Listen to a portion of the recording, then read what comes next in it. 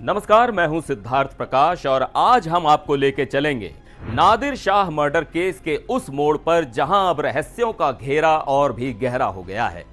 Police की जांच में सामने आई कुछ नई जानकारियां जो इस केस को और पेचीदा बना रही हैं।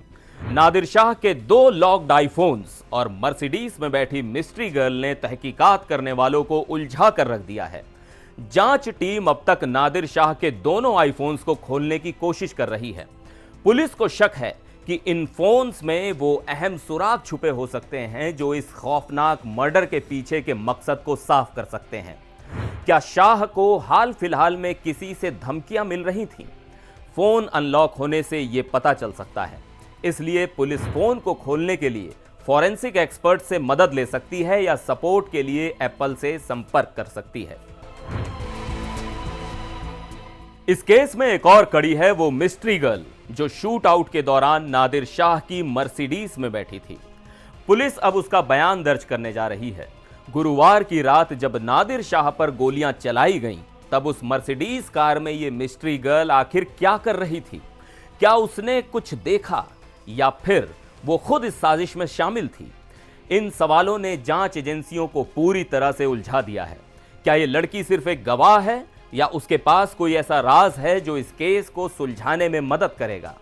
उस रात जब नादिर शाह पर गोलियां चलाई गईं, उस वक्त उनके साथ उनका दोस्त धीरज भी था जो इस वारदात में घायल हो गया था। नादिर शाह को 9 गोलियां मारी गई थीं।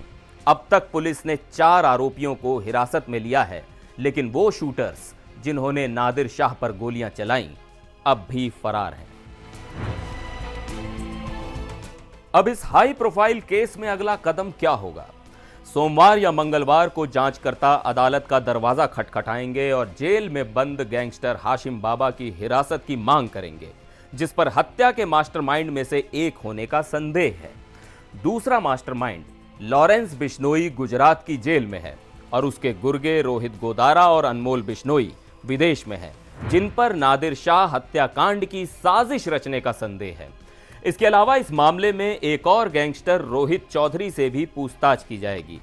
पुलिस कमिश्नर संजय अरोड़ा के ओएसडी मनीषी चंद्र और प्रतीक्षा गोदारा इस केस की गहराई से जांच कर रहे हैं। लेकिन अब सवाल ये उठ रहा है कि प्रतीक्षा गोदारा के आदमी, वो लोग जो नादिर शाह को गोली लगने के बाद कथित तौर पर अस्पताल लेकर गए थे, आखिर उस जगह पर क्यों और कैसे मौजूद थे? कुछ अधिकारियों ने इसे कन्फ्लिक्ट ऑफ इंटरेस्ट यानी हितों के टकराव का मामला बताया है और हो सकता है कि इस मामले की जांच को दूसरी यूनिट को सौंप दिया जाए। जहां मिस्ट्री गर्ल और लॉक्ड आईफोन्स पहले से ही केस को जटिल बना रहे थे, वहीं अब दुबई स्थित 2 एंटिटीज कोडनेम केसी और एजे जांच के घेरे में आ गए हैं।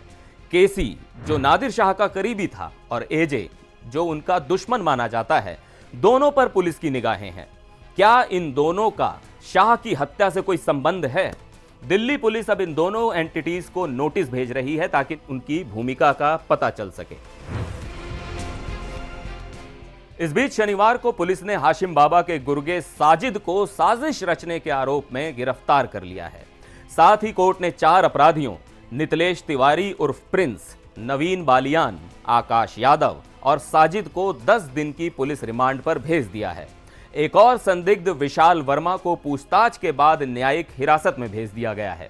हाशिम बाबा के गुर्गों ने कथित रूप से गुरुवार को 4 शूटरों के लिए लॉजिस्टिकल सपोर्ट और हथियारों की व्यवस्था की थी, जो दिल्ली के जामिया नगर में रुके थे।